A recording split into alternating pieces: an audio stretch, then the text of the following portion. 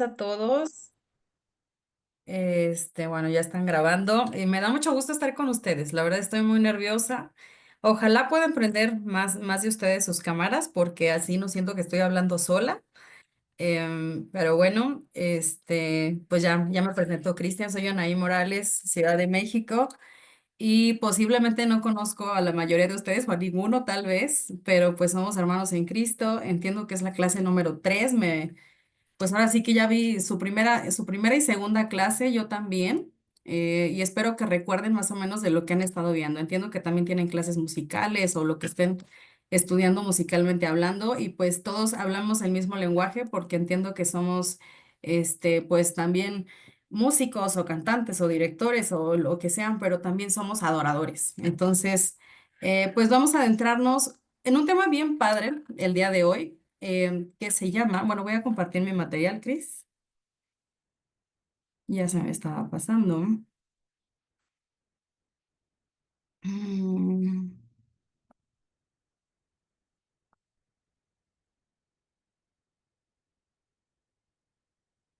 Estoy lejísimos. Ok, vamos a dar inicio. Y pues el tema de hoy, ya lo mencioné, es un corazón de adorador, ¿vale? Entonces, pues vamos a analizar un poquito qué significa todo esto del corazón de adorador. Y pues a qué se refiere, ¿no? Pues ya vieron varias cosas. No sé si alguien de ustedes quisiera mencionar que se acuerdan de su clase uno, que se acuerdan de su clase 2. La clase pasada pues fue con el hermano Israel Delgado, que habló, creo yo, de manera general que pues la adoración no está en cuatro paredes, ¿no? Sino está dentro de nosotros. O no sé si alguien quisiera decir algo de lo que recuerda. Si no, pues vamos a seguir, ¿no? Bueno, el corazón de adorador. Em, Cuando hablamos del corazón, que se menciona muchísimo tanto en el ámbito en el que vivimos o y también en la Biblia, pero creo que en nuestro contexto de México, de nuestra cultura y de todo, cuando hablamos del corazón, pues entendemos que nos estamos refiriendo a todas estas cosas como de los sentimientos, ¿no? Como pues esta parte sentimental o emocional solamente de las personas. Sin embargo, pues en el sentido bíblico, cuando habla del corazón, pues se refiere a un significado mucho más profundo, ¿no?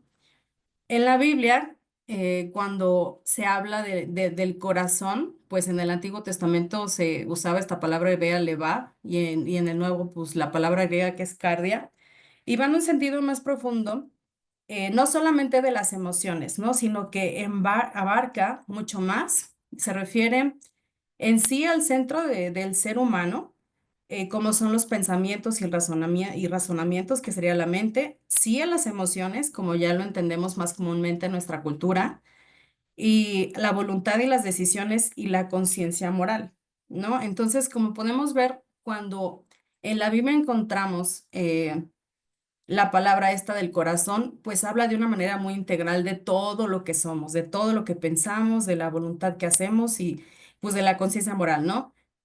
Y bueno, el tema, en la primera parte de nuestro tema es la actitud del corazón en la adoración, ¿no?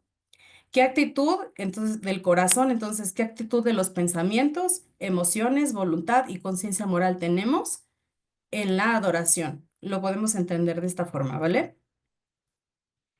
Entonces, en la Biblia encontramos que en el corazón, pues se encuentra la sede de los pensamientos, y aquí pues les compartí varios, pues ahora sí que citas bíblicas en donde podemos encontrar que se refiere así, ¿no? En la Biblia como la sede de los pensamientos, que podemos ubicar en Mateo 15:19, que habla de esta cita, ¿no? De porque del corazón salen los malos pensamientos. Bueno, del corazón pueden salir los buenos, los malos pensamientos, todos los pensamientos que tenemos salen de ahí, ¿no? Lo encontramos en la Biblia. El lugar donde se encuentran las emociones, ¿no? Un corazón alegre embellece el rostro, ¿no? Como nos comenta Proverbios 15:13.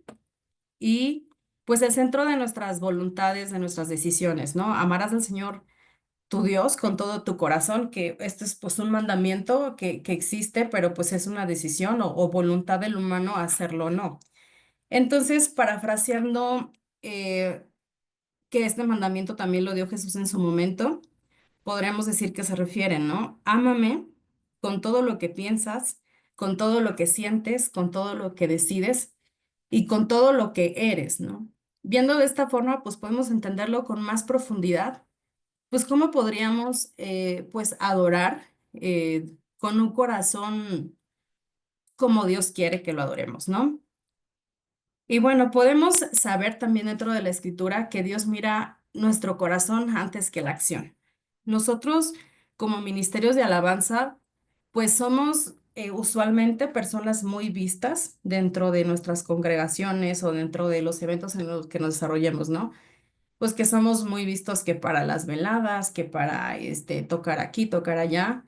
Sin embargo, debemos de ser muy conscientes nosotros como miembros de los ministerios en los que estemos que bueno, eso es a lo mejor algo que ve el hombre, sin embargo, Dios está mirando nuestro corazón, no precisamente lo que estemos haciendo físicamente, ¿no? Y para esto, pues me remití un poco al ejemplo, pues de esta parte que se encuentra en 1 Samuel 16, 10, bueno, todo el capítulo 16, cuando pues Samuel, pues se dirige para ungir al que iba a ser el nuevo rey en sucesión de Saúl, ¿no? Y pues cuando llega Samuel con Isaí, que era el papá, pues tal como le dijo Dios, pues se ungieron todos, bueno, se santificaron, por así decirlo, y a sus hijos también. Y pues enseguida Samuel vio a Eliab, que era un hijo, entendemos, de Isaí, que era como muy llamativo, por así decirlo, grande, tal vez me lo imagino musculoso, como que tú lo ves, lo vio y la estampa era todo de lo que iba a ser rey, ¿no? Y él pensó en su corazón, él dijo, este seguramente es el que Dios tiene preparado para ser rey, ¿no? Pero Jehová le respondió de esta forma, le dijo a Samuel, no mires a su parecer, ni a lo grande de su estatura, porque yo lo desecho. Porque Jehová no mira lo que mira el hombre, pues el hombre mira lo que está delante de sus ojos, pero Jehová mira el corazón. Como yo les decía, pues somos personas de ministerios o que están en el deseo de ser ministerios, este, y estamos en la mira de las personas, pero debemos de cuidar mucho o tener mucho en nuestra mente que realmente a quien debemos estar en la mira o quien es de Jehová, ¿no? Y Él va a estar mirando, pues no que lo que estemos haciendo aquí vaya, sino lo que haya verdaderamente en nuestro corazón. Entonces, pues el sentido de todas estas clases supongo que es esto, ¿no? Que pongamos justo la mira en el lugar correcto que es nuestro corazón, que es lo que verdaderamente, pues es lo que va a estar viendo Dios, ¿no?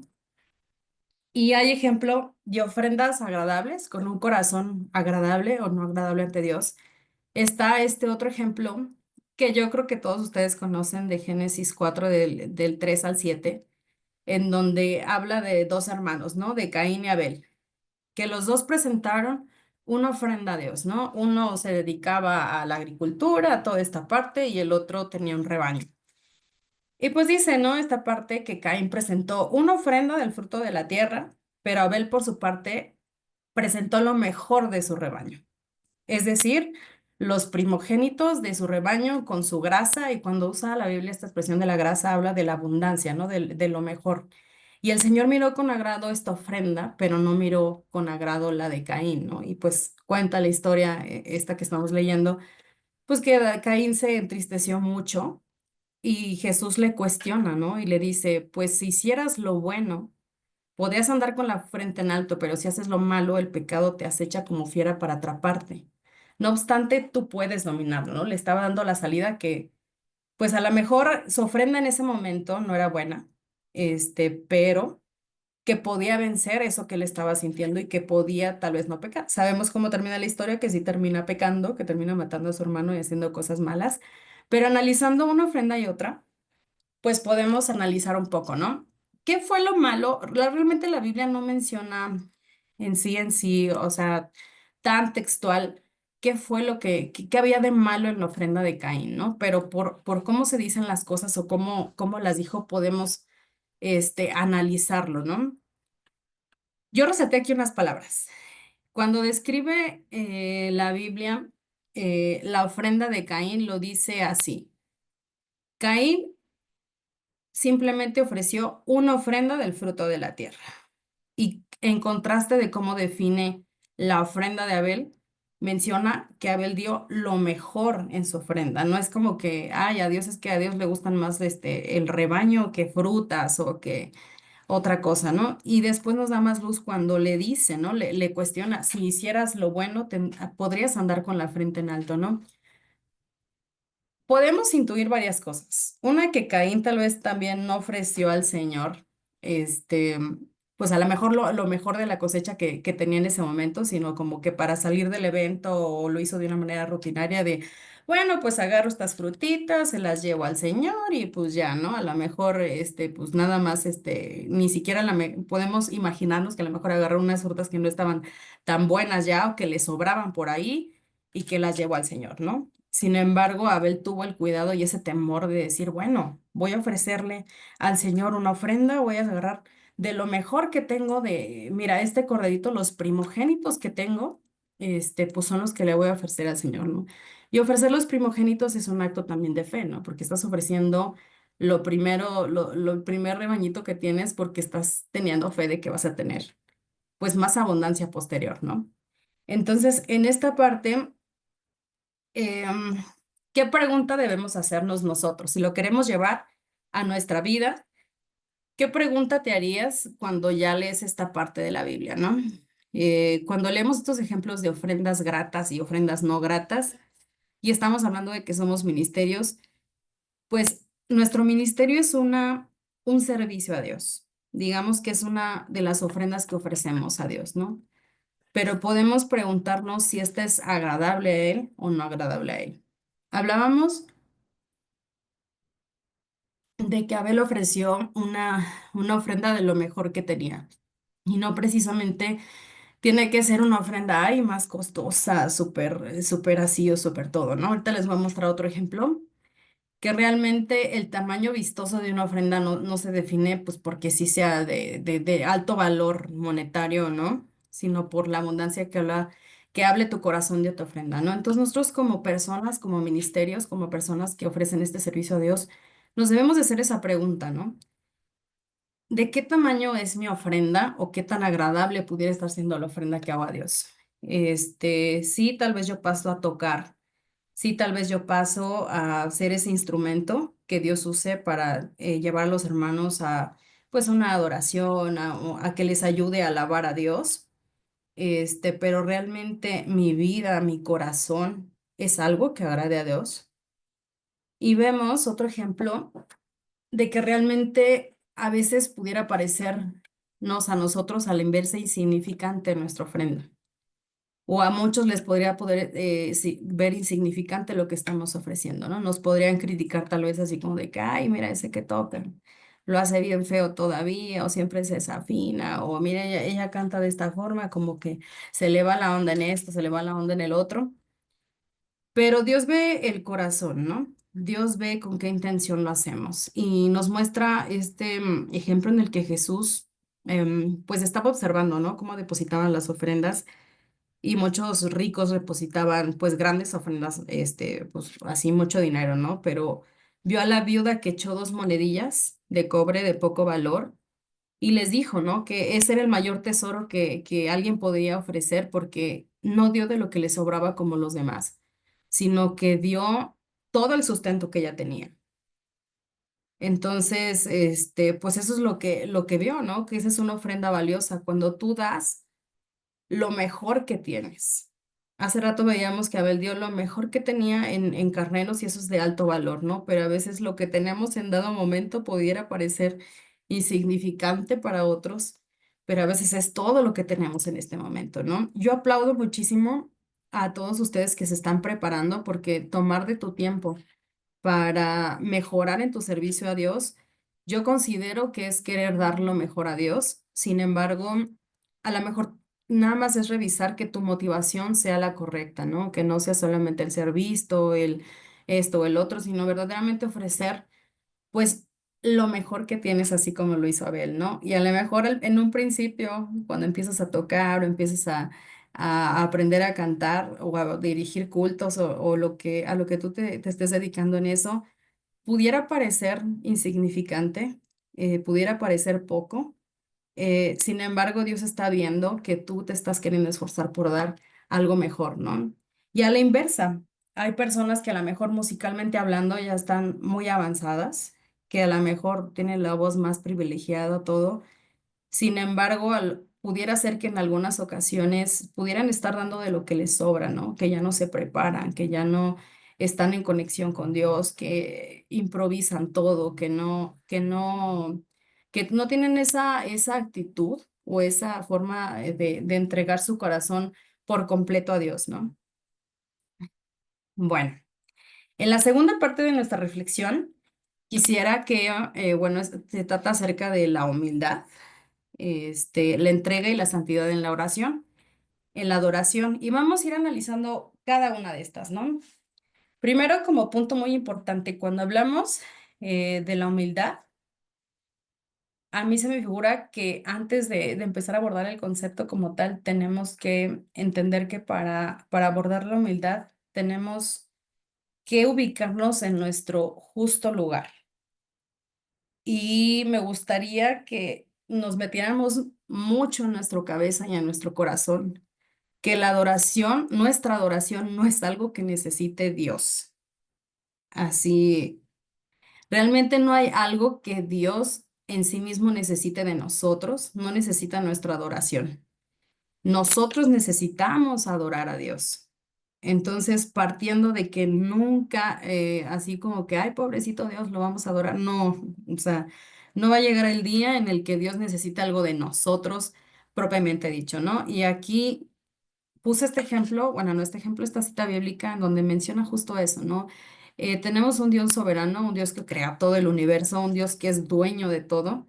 Y dice así, el Dios que hizo el mundo y todas las cosas que en él hay, siendo Señor del cielo y de la tierra, no habita en templos hechos por manos humanas, ¿no? Ni es honrado por manos de hombres, como si necesitase de algo, pues Él es quien da a todos vida, aliento y todas las cosas, ¿no? Dios es dueño de todo. Entonces, realmente, tener bien claro esa parte que no le estamos haciendo ningún favor a Dios, sino que nosotros somos los que necesitamos de Él, nos puede ayudar a ir ubicándonos en ser humildes con Él.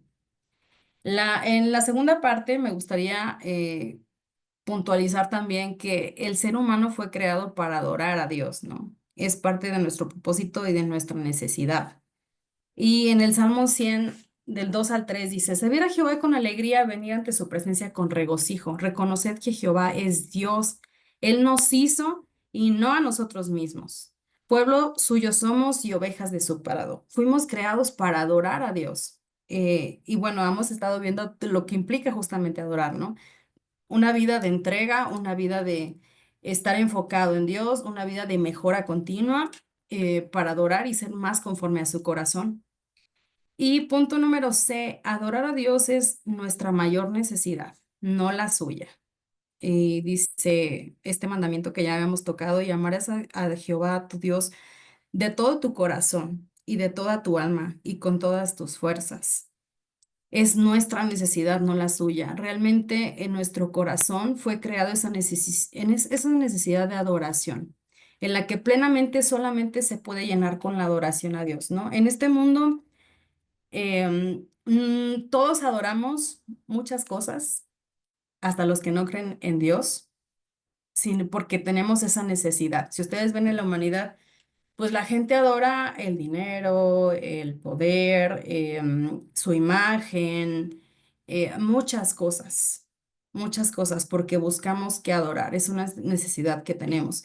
Sin embargo, en plenitud es llenada cuando lo hacemos a Dios, ¿no? Por eso es un mandamiento. Los mandamientos que Dios nos da, todos los que nos da, son para nuestro bien, ¿no? El no matarás, el no cometerás adulterio, todos realmente son para el bien de nosotros, ¿no? A veces creemos que son como mandatos así de un Dios que le gusta mandar, cuando realmente el no matarás trae paz, ¿no? Trae bendición. El no cometer adulterio es algo que te va a beneficiar a ti, porque cuánto daño crea en ti mismo primero si cometes adulterio, si fornicas y todas las cosas. Y este mandamiento de amar a Jehová con todo tu corazón y con toda tu alma y todas tus fuerzas es porque es algo que es bueno para ti, que te va a traer bien a tu vida, ¿no? Y bueno, este... Ya ahora sí adentrándonos al concepto pleno de la humildad, me gustaría alguien, no puse aquí ya el texto para que participemos un poco y les digo, no, no sienta que yo estoy aquí hablando sola, que alguien pudiera leer Lucas 18 del 9 al 14. Amén. A ver, hermano Víctor. Lucas 18, del 9 al 14, dice de la siguiente Sí. manera. Tengo esta nueva versión que era de Dios habla hoy, Ah, pero ok, antes que muy nada, pasa, bien. hermanos. Dios les bendiga mucho. Pasa vos. Pasamos. De 9 al 14. Jesús contó esta otra parábola para algunos que, seguros de sí mismos por considerarse justos, despreciaban a los demás. Dos hombres fueron al templo a orar. El uno era fariseo y el otro era uno de esos que cobran impuestos para Roma. El fariseo, de pie, oraba así: Oh Dios, te doy gracias porque no soy como los demás, que son ladrones, malvados y adúlteros, ni como ese cobrador de impuestos. Yo ayuno 2 veces a la semana y te doy la 10ª parte de todo lo que gano. Pero el cobrador de impuestos se quedó a cierta distancia y ni siquiera se atrevía a levantar los ojos al cielo, sino que golpeaba el pecho y decía: Oh Dios, ten compasión de mí, que soy pecador. Les digo que este cobrador de impuestos volvió a su casa ya justo, pero el fariseo no, porque el que a sí mismo se engrandece será humillado, y el que se humilla será engrandecido. Amén. Amén, gracias, hermano Víctor. Exacto. Aquí hay muchas cosas interesantes que resaltar, pero para empezar, el público al cual lo estaba expresando el Señor, ¿no? Dice que se lo estaba diciendo a algunos que confiaban en sí mismos, que se creían justos y que además despreciaban a los demás, ¿no? Entonces, justo lo que empieza a describir va a un público totalmente específico de personas que se creen así, que pudiéramos ser nosotros, ¿no? O sea, cuando leemos este texto, tenemos que analizar si somos ese público que se cree justo, que confía en sí mismo y que tal vez a veces desprecia a los demás porque los cree inferiores en su adoración o en su vida espiritual o lo que sea, ¿no? Y luego resaltamos los siguientes puntos importantes, que los pongo ya aquí en esta lámina, ¿no? Que así lo dice el texto. El fariseo oró consigo mismo. ¿Qué es la oración por definición, no? Es una plática con Dios, pero así lo menciona Jesús textual en el texto, ¿no? Oró consigo mismo. Su oración realmente no era para Dios, sino para reafirmar qué tan grande era, que estaba bien ahí, que fue al templo, yo creo que sí, justo para reafirmar que estaba haciendo todo de lo cual se sentía orgulloso, ¿no? Después, ¿qué pasó? Que se comparó con los demás, ¿no? Y más bien, pues menospreció, ¿no? O sea, ni siquiera es como que, ay, agradezco de Señor, gracias por librarme pues, del pecado, de hacer cosas malas, sino que menospreció en sus palabras a la otra persona que estaba ahí, ¿no? No soy como este, ¿no? No soy como este. Y pues remató con todas las obras maravillosas que él había hecho de ayunar, diezmar, comportarme de esta forma, bla, bla, bla. Y cuántas veces, pues no se oye por muchos lados de, pues es que yo soy una persona buena, ¿no? O sea, yo no le hago mal a nadie, pues yo sí voy a la iglesia, pues yo pues sí llego al culto y todo o no sé, a lo mejor yo quisiera que comparáramos o analizáramos si nos identificamos con algo, con este público que a veces se cree muy justo, ¿no? Y todavía se siente con el derecho de menospreciar a los demás, ¿no? Yo espero que no nos identifiquemos, pero supongo que en algún momento de nuestra vida sí nos identificamos con esta parte en la que agradecemos a Dios porque no somos como los del mundo, porque no somos como esos pecadores que están ahí de esto, del otro, que esos homosexuales y que andan en las fiestas y que están tomando a estos muchachos o esa hermana bien perdida y bien loquilla o esa hermana que va con la faldita, ay no. Entonces, realmente cuidemos nuestra boca de menospreciar, y porque podemos menospreciar mucho a los de fuera, pero menospreciamos a los de adentro porque tal vez sean diferentes que nosotros, ¿no? Porque tal vez están en un proceso espiritual diferente o simplemente no es nuestro gusto su forma de vestir o tenemos diferencias en pensar de que usan el velo, no usan el velo, que cantan de esta forma, que tocan de esta forma. Entonces, yo creo que es bien importante lo que dice Jesús al último. Todo el que se enaltece a sí mismo es humillado. Y el que se humilla va a ser enaltecido. No es que tengamos que llegar todos los sábados a golpearnos el pecho, como lo hizo el recaudador de impuestos, ¿no? Sino que tengamos conciencia justo de que no va a haber un día que no necesites de Dios, que no va a haber un día que llegues y no necesites su perdón, que no necesites de Él, ¿no? Entonces, que no te sientas autosuficiente y que ya lo alcanzaste, porque realmente en toda la oración que hizo esa persona en ese momento, pues no hubo nada de fuera de enaltecerse a sí mismo, ¿no? No hubo ni siquiera un Dios, pues perdóname por aquello, por esto, porque sé que no soy perfecto, sino que ya se sentía que lo había alcanzado, ¿no? Y nunca va a haber un punto en el que verdaderamente ya lo habramos alcanzado, ¿no? Está dirigido para las personas que a veces confiamos demasiado en nuestra religiosidad, y no estamos conscientes de nuestra necesidad de Dios, ¿no? Entonces, mantenernos humildes no es precisamente llegar a golpearnos siempre el pecho y mantenernos lejos de Dios, sino sí acercarnos confiadamente a Dios, pero sabiendo que necesitamos de Él, ¿no? Y bueno, vamos a ir avanzando. En la parte de la entrega, ¿y qué mejor ejemplo de entrega que el Señor Jesucristo, ¿no? Aquí puse, pues este texto de Lucas 22:42 en la versión NBI. Padre, si quieres, aleja de mí este trago amargo, pero no se haga mi voluntad, sino la tuya, ¿no? La parte que a veces resulta muy difícil, pues, ¿qué es esta? De poder entregarnos totalmente a Dios en una situación complicada y tal vez injusta. O sea, había más ejemplos para poner, hay muchos ejemplos para poner de hombres que se entregan, ¿no? Al Señor, pero quise poner pues justo la del Señor Jesucristo, porque pues yo creo que es el mejor ejemplo por excelencia, eh, pues de que se entregó a Dios, siendo él humano, porque menciona la Biblia que tenía pues sí temor, tenía miedo, estaba en una situación de muchísimo estrés. Sin embargo, le dijo a Dios, hágase tu voluntad, no la mía, ¿no? Entonces, es también parte, va muy ligado también con la parte de ser humilde y reconocer que la voluntad de Dios puede ser no la que más nos guste, puede ser no la que deseemos en ese momento, pero entregarle esa situación a Dios, entregarle pues lo que tengamos por debilidad en ese momento, este, pues pudiera ser lo que significa pues la entrega, ¿no? Entonces, ay, Cristian, perdóname que interrumpa tantito, pero perdí aquí mi presentación, no sé qué hice. Nosotros la podemos ver bien, bien. Bueno, entonces seguiría así, pero es que yo no la veo, no sé cómo verla. Estás en entrega en Lucas 22:42. Mm, Ok, Si quieres, puedes vamos dejar de compartir tu pantalla y y volver volverla a compartir. para que te aparezca. A ver, perdónenme todos. Ok, vuelvo a compartir. Y nos quedamos en la entrega, ¿verdad? Entrega aquí. Mil disculpas. Ok.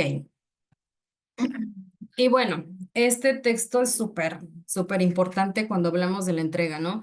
¿Qué es la entrega que quiere Dios de nosotros? Les ruego, hermanos, que en vista de la misericordia de Dios ofrezcan sus cuerpos como sacrificio vivo, santo, agradable a Dios, que es su verdadero y correcto culto, ¿no?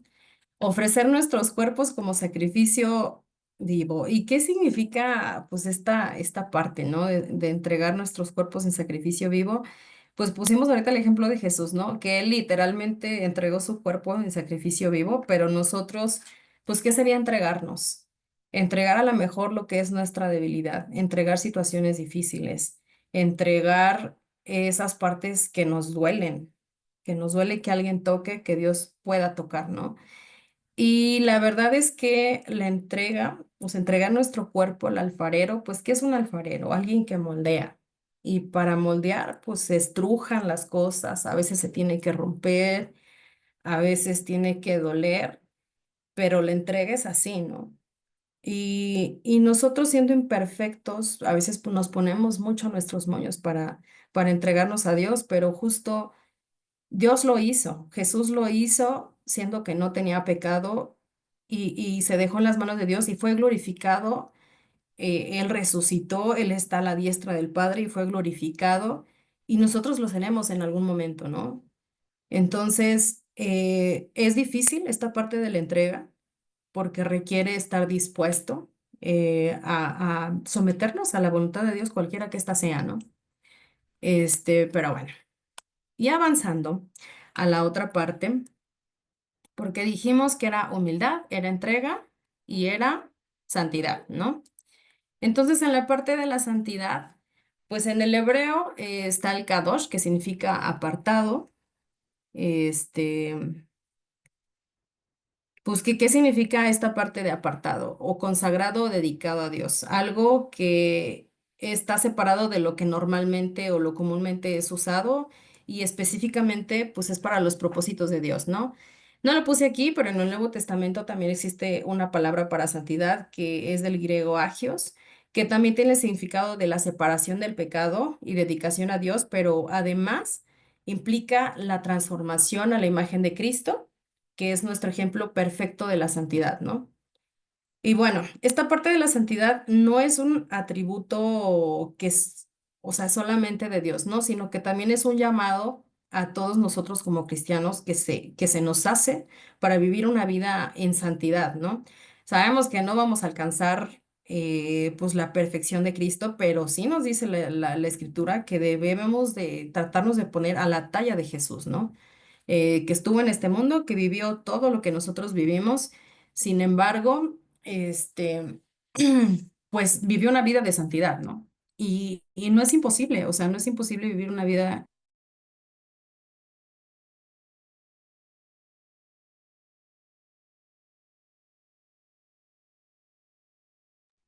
No, se bloqueó, o soy yo o ellos. Creo que sí. Creo que la perdimos. Creo que la perdimos. Tal vez le pasó algo a su conexión. Hay que darle un par de minutos. Ujú. Claro, claro que sí, hermano. ¿Me escuchan? Ahora sí ya. Sí, te fuiste unos segundos. Ok, ok, pero ¿dónde me quedé? Perdón. Justo en la parte de santidad. Todo lo de santidad, bueno, sí escucharon Ya los había, conceptos que eran Sí, eso ya sí. había apartados. pasado eso. Ok, vale, entonces, ¿qué implicaciones tiene para el ser humano? Bueno, para el cristiano más bien. ¿Qué es decir, bueno, pues voy a dedicarme a la santidad para ser un verdadero adorador? Pues primero tendríamos que hablar, pues de que sí es la separación del pecado, ¿no? Sí implica que nos alejemos del pecado y de todo lo que no agrada a Dios. Eh, la santidad no es una perfección, porque pues no es algo que podamos alcanzar, sino una lucha que tenemos constante y deseos de apartarnos del mal y seguir a Dios. Cuando conocemos a Dios y entregamos nuestra vida a Él, de verdad que hay cosas que cambian y que no nos damos cuenta, ¿no? Que se nos dan muy naturales, pero a lo mejor hay otras que sí nos cuestan, pues, más trabajo, ¿no? Todos tenemos, pues, algo con lo que luchamos a lo mejor, que nos cuesta más trabajo, etcétera, pero que debemos de mantenernos en esa lucha y vencer las batallas, ¿no? Que tengamos con ciertos pecados, ¿no? A lo mejor a mí me encanta el chisme, o a lo mejor mis pecados son del índole sexual, ¿no? Me cuesta mucho trabajo, a lo mejor porque en mi vida pasada los viví y cuesta trabajo, a lo mejor, pues a mí me cuesta mucho trabajo confiar en Dios porque yo viví una vida pues, de familiar complicada y pues me cuesta confiar, ¿no? Y hay muchas cosas que vamos sanando en el camino, ¿no? Que nos cuestan este trabajo. Sin embargo, pues es un proceso en el que iremos trabajando, ¿no? A lo largo de nuestra vida. Hablaremos también de la vivencia de pureza interna y externa, ¿no? Ya habíamos visto que Dios, pues, ve la condición de tu corazón, pero está interesado en que tengas una pureza interna y externa, que coincidan estas dos, ¿no? Vemos muchísimas, muchísimas cosas en la Biblia donde Dios si algo aborrece o algo castigó o algo dijo que estaba mal o le molestaba mucho, que le enfadaba mucho, era la parte en donde lo interno y lo externo no checaban, ¿no? Se iba mucho contra los religiosos porque muchas no checaban, o sea, eran muy de apariencia, lo interno y lo externo o su pureza externa que manifestaban no checaba con lo que verdaderamente tenían internamente, ¿no? Y aquí pongo Mateo 23 26 donde justo decía así, ¿no? Fariseo ciego, limpia primero lo de dentro del vaso para que también lo de fuera esté limpio, ¿no? Debemos de buscar justo primero esta pureza interna, ¿no? Y no fijarnos, o lo externo cambia, pero si no viene desde una transformación interna, realmente sería vivir una doble vida y tarde que temprano no se puede. O sea, si no viene de una esencia de tu corazón, realmente va a llegar el punto en que las mentiras y las falsedades pues se asoman, ¿no? No es algo genuino. ¿Y para qué quisiéramos esto, no? Dios realmente lo que ve y lo que quiere de ti es un corazón puro y te va sanando de forma interna y se refleja en lo externo, ¿no? Pero sucede primero en el interior. Por eso es que nosotros debemos de ser pues muy comprensivos y tener mucho amor con los procesos de los demás también, ¿no? Pues a veces vemos muchas cosas externas que no nos gustan tanto, pero debemos de confiar en los procesos y entregar a las personas a Dios y ser personas que den mucho amor, ¿no? Y para que estos cambios internos, pues poco a poco en lo externo se den, ¿no? Y en la otra parte de la santidad, pues sería ser imitadores de Cristo, que es lo que se supone que intentamos o que queremos intentar diario, ¿no? Y esto es en todos los días, ¿no? Imitar a Cristo, bueno, qué haría Jesucristo en esta situación? ¿Qué haría Jesucristo en esta otra? Y que tu naturaleza vaya siendo cada vez más parecida, a la de Dios, ¿no? Es una demanda de nuestro Señor. En Primera de Pedro, que también lo puse ahí, 1:15 al 16 dice, pero como aquel que nos llamó es santo, sed también vosotros santos en toda vuestra manera de vivir, porque escrito está, sed santos, porque yo soy santo, ¿no? Entonces, bueno, ese debe ser, pues sí, nuestra meta, ¿no? A vivir, que llegar a una santidad que agrade a Dios, ¿no? Y no ser juzgones con los demás, ¿no? Ya hablamos de esto un poquito, pero buscar esta parte de la santidad es muy importante porque también menciona la escritura que em, si no, no podemos agradar a Dios. Sed santo porque yo soy santo. Y bueno, revisando, ¿qué puede ser un obstáculo para la adoración? Pudiéramos hablar como de todo, ya hablamos de cosas que nos acercan, ¿no? A tener un corazón, una actitud de adoración o cosas que van conforme a esto y podríamos decir que los obstáculos pudiera ser como un poco lo contrario. Encontramos el orgullo, que bueno, yo digo, ¿no? O yo lo veo de esta forma, a lo mejor ustedes pudieran decir que no. La contraparte de la humildad para mí sería el orgullo. Y es algo que también es puntual la escritura en decir que es algo que no le gusta a Dios, ¿no? Cuando eres orgulloso es que confías en tus propias fuerzas, que tú te enalteces, que te crees la gran cosa y que tal vez no necesitas de Dios, que no necesitas de nadie y puedes pasar tal vez por encima de algunas personas, ¿no? En Proverbios 16:5 dice, abominación es a Jehová todo altivo de corazón. Ciertamente no quedará impune, ¿no? Y qué fuerte se escucha esta palabra, abominaciones a Jehová. Creo que pues son pocas cosas que dice que son abominación a Jehová, ¿no? Y esta es una de ellas, el corazón orgulloso. Santiago 4:6 dice, Dios resiste a los soberbios y da gracia a los humildes. Se resiste a los soberbios, o sea, es algo con lo que Dios no hace match para nada, ¿no? No puede entrar muy fácilmente en un corazón orgulloso, ¿no? Entonces, creo que debemos de estar muy pendientes de esta parte de si somos orgullosos, porque romper el orgullo requiere procesos dolorosos. Entonces, yo creo que es mejor para nosotros que desde el principio procuremos tener un corazón pues más humilde, ¿no? Tener esta parte de reconocer nuestras fallas de reconocernos ante Dios tal cual somos, en nuestra justa dimensión, para que Dios no se resista a nosotros y para que esta actitud no resulte una abominación para Él, ¿no?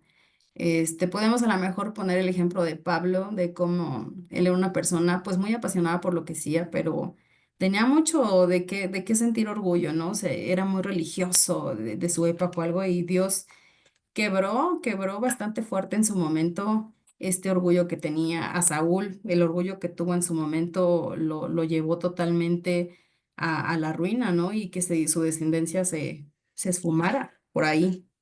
Entonces, esto es algo que se opone totalmente a la adoración a Dios y que puede cortar por completo tu relación con Él, ¿no? Entonces, cuidar el orgullo es algo muy importante en la vida del cristiano porque es un obstáculo tremendo para esto. Que también nos aleja, ya lo hemos hablado, ¿no? De estos, el pecado no confesado se contrapone, contra la santidad, ¿no? Este, ay, no puedo ver aquí yo el texto. ¿Lo puede leer alguien, por favor?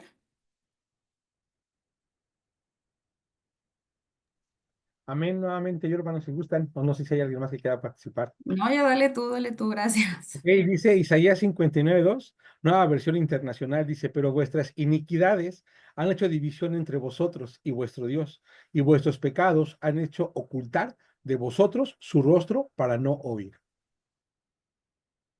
Pues sí es muy cierto que Dios puede perdonar cualquier cosa que tú tengas, pero si no llevas tus pecados a Él, si no llevas arrepentimiento a Él, simplemente es algo que sí nos separa de Dios porque Dios te quiere perdonar, Dios quiere que el pecador vaya a Él, pero sin duda no podemos vivir una vida de tinieblas y querer ser luz o querer estar en luz, ¿no? Entonces, es una división que tenemos con Dios cuando vivimos una vida de pecado, ¿no? Este, hablábamos de que también tenemos luchas. Sabemos que no somos perfectos nunca y Dios tiene misericordia de nosotros, pero creo que podemos distinguir también cuando traemos una vida de constante pecado, un pecado con el que seguimos ahí muy cómodos y a lo mejor no queremos dejar ir, ¿no? Entonces, el pecado no confesado sin duda es uno de los obstáculos que tenemos para la adoración con Dios. Y bueno, las distracciones de nuestro mundo. Híjole, esta parte de las distracciones pueden ser muchísimas cosas. Porque a veces nos afanamos tanto, bueno, ya puse el ejemplo de Marta que se preocupaba por los quehaceres y tenía ahí a Jesús en su casa, ¿no? Pero ella estaba muy apurada tal vez por atenderlo, y no era mala su intención, sinceramente, cuando Marta estaba ahí, pues queriendo atender bien al Señor o a los invitados, pues no es malo en sí mismo, ¿no? Sin embargo, Jesús le hace hincapié de que afanarte que la mejor parte le dijo, no, María se quedó con la buena parte, que es estar a los pies de Dios, escuchar su voz y estar en relación particular con Dios, ¿no? Entonces, estas distracciones pueden ser externos a nuestra iglesia o pueden ser internos en nuestra iglesia. Podemos distraernos con cosas que están afuera, pero también adentro, ¿no? Podemos estar sumergidos en un mundo de ministerios, sirviendo muchísimo a nuestra iglesia. Y no es que sea malo que lo estemos haciendo, pero la mejor parte no es esa, sino tener una relación íntima y personal con Dios, ¿no? Si no, podríamos ser como un montón de chicos de ministerios que tocan mucho ruido, pero no hay mucha sustancia, ¿no? Yo siempre he creído, bueno, no creo que me conozcan ustedes, chicos. Y Cristian dijo que yo llevaba muchísimos años en ministerios y he sido particularmente, pues yo no toco nada, ¿no? Yo soy directora de culto.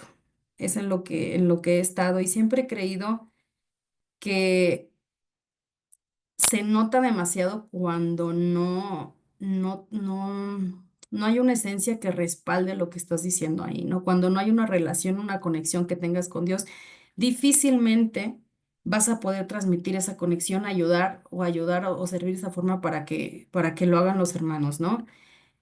Cada quien es responsable también de su conexión con Dios, eso no lo discuto. Sin embargo, no damos de lo que no tenemos, ¿no? Y la parte más importante No es que nos afanemos en los ministerios, que son buenísimos. Es tu oportunidad de utilizar los dones de Dios, es tu oportunidad, pues obviamente, de servir, pero la mejor parte siempre va a ser esta, de tener la comunicación directa con Dios y tener una relación íntima, ¿no? Y me encanta la parte última de este texto, ¿no? Que dice, esta parte, la cual no le será quitada. Esta parte no nos va a ser quitada, porque los ministerios se pueden acabar, nos pueden dar nuestra patada o pueden pasar muchas cosas, pero esta parte de la relación con Dios y tener su respaldo y que Él esté ahí contigo, que tú, esa parte no nos va a ser quitada. Yo les digo, porque yo me casé hace poco y pues ya llegó mi momento de dejar pues los ministerios juveniles, ¿no? Y fue algo doloroso para mí. Sin embargo, pues ahora sí que mi conexión con Dios al pasar por ese momento de cambio, que todavía lo estoy viviendo, ha sido más fuerte. Entonces, esa parte yo sé que no me va a ser quitada. A lo mejor a lo largo de toda mi vida van a cambiar muchos ministerios, muchas cosas, pero esa parte de disfrutar la presencia con Dios, las oraciones, que me diga, que le responda, que saber y de verdad llorar de felicidad de cuando Dios me responde una oración, esas partes no nos son quitadas, muchachos. Entonces, podemos tomar como distracciones nuestro mundo, pues sí puede ser que a lo mejor nos apartemos de Dios por trabajo, escuela, muchas cosas, pero se me hace muy triste también que cosas dentro de nuestra iglesia las usemos como distracciones y creamos que eso es como que ya Dios ya nos ve buenos, cuando la mejor parte deberíamos elegirla siempre en primer lugar, tu relación con Dios. Y pues bueno. ¿Cómo puedo agradar a Dios entonces? ¿No? A lo mejor muchas cosas de las que ya platicamos el día de hoy, pues decimos a lo mejor en un montón no empato, ¿no? A lo mejor en un montón me faltan todavía por perfeccionar porque, pues es la verdad, o sea, no, pues no somos perfectos como quisiéramos o sí, como quisiéramos ser, ¿no? Para Dios, y es complicado, pero este diplomado al cual ya te metiste es un muy buen paso y que te hayas conectado para este tipo de clases, que son más para estudiar la palabra, entender la voluntad de Dios, todo es un excelente paso. Y yo espero que Dios de verdad esté hablando tu vida, ¿no? ¿Cómo podemos agradar a Dios con la obediencia? Y la obediencia, bueno, aquí dice, ¿qué le agrada más al Señor que se le ofrezcan holocaustos, sacrificios, ministerios, cultos, veladas, o que se obedezca lo que Él dice? El obedecer vale más que el sacrificio y el prestar atención más que la grasa de carneros, más que cualquier sacrificio que vayamos a ofrecer o servicio a Dios. ¿Qué le agrada más al Señor? La obediencia. Ya estoy terminando, muchachos. Ya estoy terminando. La obediencia. ¿Y cuál fue el más grande mandamiento que nos dejó Jesús? Amarás al Señor tu Dios con todo tu corazón, con toda tu alma y con toda tu mente. Si obedecemos este mandamiento, que es el mayor de todos, estaremos agradando a Dios, estaremos adorándole a Él y tendremos una actitud de corazón correcta y de adoración, un perfume agradable, bonito, rico para Dios. Amarás al Señor tu Dios con todo tu corazón, que dijimos que eran nuestros pensamientos, nuestras emociones, porque a veces bueno, no a veces, pertenecemos a una denominación pues bastante conservadora, ¿no? En la mayoría de las iglesias, en donde a veces pareciera que el demostrar emociones es como una falta de respeto, ¿no? A veces a la congregación, cuando realmente también involucra todas tus emociones. Am, Realmente a mí me parece raro o incongruente cómo si podemos a veces derramar todas nuestras emociones para un partido de fútbol o para un concierto que no tiene nada que ver con Cristo o para cosas que nos gustan, ¿no? Pero cuando se trata de Dios, ¡pum! Cerramos toda esa parte. Entonces, también involucra todas tus emociones, todos tus pensamientos, toda tu vida. con toda tu alma y con toda tu mente, ¿no? Que tus pensamientos estén alineados. Entonces, volvemos. ¿Cómo puedo agradar a Dios? Entonces, con la obediencia y obediencia al mayor mandamiento que nos dejó Él, que nos dijo Jesús, que es el resumen, ¿no? Y es el principal. Entonces, chicos, pues yo aquí termino con esta lección. Me gustó mucho estudiar con ustedes esta parte y espero que como personas de ministerio con las que estoy hablando, que ofrecen un servicio a Dios, sigan con ese deseo de seguir perfeccionando sus habilidades, pero sobre todo que sigan con el deseo de perfeccionar un corazón para que cuando hagan sus servicios de verdad, o sea, Dios diga, ¿no? Me ofreció lo mejor. Me ofreció la grosura de su corazón, de su ofrenda, de cómo tocó, de cómo cantó, de todo.